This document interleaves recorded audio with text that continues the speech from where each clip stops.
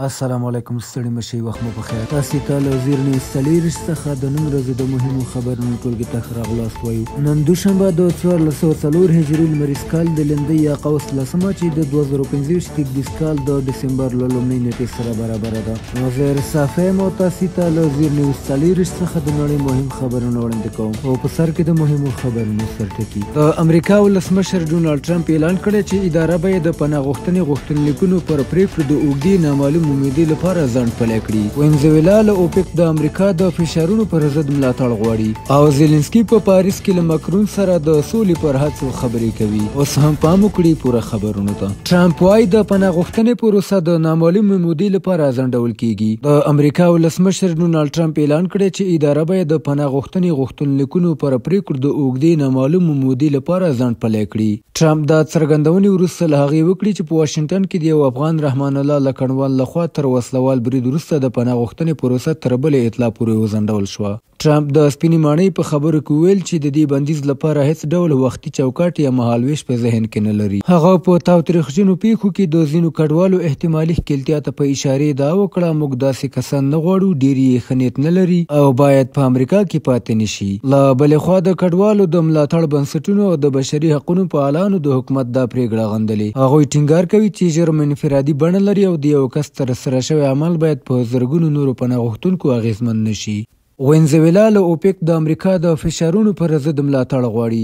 وینزویلا ولسمشر نیکولاس مادورو د اوپک غړو هیوادونو ته په یو لیک کې غوښتي چې د امریکا د غیر قانوني او زیاتېدونکو ګواښونو پر ضد د هغه هیواد ملاتړ وکړي. مادورو ادعا کوي چې امریکا هڅه کوي د نړۍ تر ټولو لوی تیلو زیرمې لرونکي وینزویلا تر خپل کنټرول لاندې راولي چې د هغه په وینا د نړیوالو انرژي بازارونو توازن ګواښي. مادورو همدارنګه ویلي چې امریکا د وینزویلا پر خاوره د مرګوني پوځي ځواک کاروي سره له دې چې وینزویلا شاوخوا 303 میلیارده ډالره د تیلو زیرمې لري، خو د امریکا بندیزونو یې صادرات تر 4.05 میلیارده ډالرو راکم کړي دي. دغه څرګندونې وروسته له هغې شوي چې ډونالډ ټرمپ د وینزویلا د هوایي حریم ته تړلو ادعا وکړه چې کاراکاس یې استعماري ګواښ وباله. وینزویلا وایي د امریکا پوځي حضور په کارابین کې د انرژي شتمنیو د ترلاسه کولو لپاره دی، خو واشنګټن د عملیات د مخدره موادو پر ضد بولي. د بشري حقونو ډلې د امریکا هغه بریدونه غندي چې په ترڅ کې لږ تر لږه 83 کسان وژل شوي دي. امریکا په کارابین کې پراخ پوځي ځواک ځای پر ځای کړی په داسې حال کې چې ټرمپ د تیلو تولید د پراخولو نوي پلانونه هم اعلان کړي دي.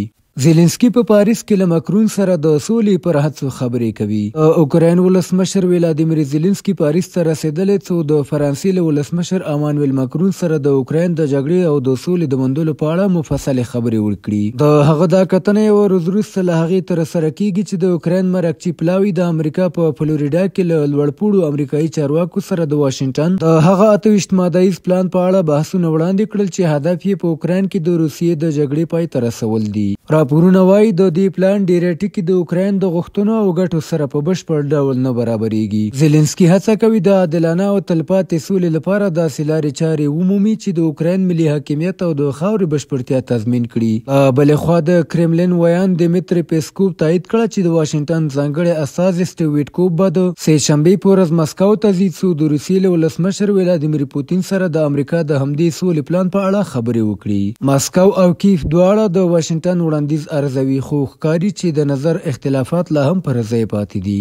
د استرالیایي سړي سرو زرو ټوټه 4.8 میلیارد کلن فضایي ډبره ووتله. یو استرالیایي د سرو زرو پلټون کې فکر کوي چې د هغه یو مهمه د سرو زرو ټوټه موندلې، خو په پای کې ځمکپوهانو تایید کړه چې دا د یو نادره او له علمي پلوه ارزښتناکه فضایي ډبره ده. ډیوډ هول ملبورن ته نږدې د مریبارو سیمهییز پارک کې د فلزي ځمکپلټون کې په کارولو دا نادره درنه سره ډبره وموندله. هول کلونه هڅه وکړه چې په خټو کې بنده شوې دا ډبره پرې کړي یا یې تکلیف خو بریالی نشو، تر دې چې بالاخره د پیژندلو لپاره د ملبورن موزیم ته یوړه. د موزیم جیولوجستانو سمدستي شک وکړ چې دا ډبره د بلې سیارې څخه راغلې. دوی د شهاب ډبرې یا فضایي ډبرې کلاسیکي نښې لکه ویلې شوې زخې او د رسم شوې خولۍ ته ورته بڼې پکې په ګوته کړې چې د ځمکې اتموسفیر ته د ننوتلو پر مهال د سختې تودوخې له امله رامنځته کیږي. دې ډبرې ته د موندلو د ځای نوم مریبارو نوم ورکړل شو او دا په وکټوریا ایالت کې یوازې 19 تایید ثابت شوی فضایي ډبره ده. لابراتواري څېړنې وښودله چې دا ډبره نږدې 4.8 میلیارده کاله پخوا ده چې دا د لمریز نظام په لومړیو مرحلو کې جوړه شوې او د کونډریټ په ډول طبقه بندي شوې ده. علمي ټولنه ټینګار کوي چې د دې شهاب ډبرې تاریخي ارزښت د سرو زرو په پرتله خورا لوړ دی. دا ډبره د لومړني وخت د کپسول په توګه عمل کوي چې پوهانو ته د سیارو د جوړېدو پر مهال د شته شرایطو په اړه حیاتي نښې وړاندې کوي.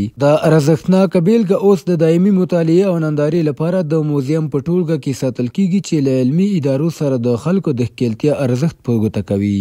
او د پای خبر دا چې د سویلي او جنوب ختیځ اسیا ویجاړونکي سیلابونه نږدې 1000 کسان وژل شوي او میلیونونه اغیزمن شوي دي. په اندونیزیا، سریلانکا، تایلند او مالیزیا کې د سختو بارانونو او سیلابونو له امله د تېرې اونۍ په ترڅ کې نږدې 1000 کسان وژل شوي او میلیونونه نور اغیزمن شوي دي. تر ټولو ډیر تلفات اندونیزیا او سریلانکا کې ثبت شوي چې په سوماترا کې لږ تر لږه 442 کسان وژل شوي او 402 نور لا هم ورک دي. او په سریلانکا کې مرجوب له 340 ته رسیږي. ملګرو ملتونو ویلي چې په سریلانکا کې د ډیویټوا طوفان له امله رامنځته شوي سیلابونو نږدې 1 میلیون خلک اغیزمن کړي. له 50,000 کورنیو څخه 180,000 کسان په حکومتي مرکزونو ته لیږدول شوي او 15,000 کورونه، لسګونه لارې، پلونه او د ریل پټلۍ زیانمنې شوي دي.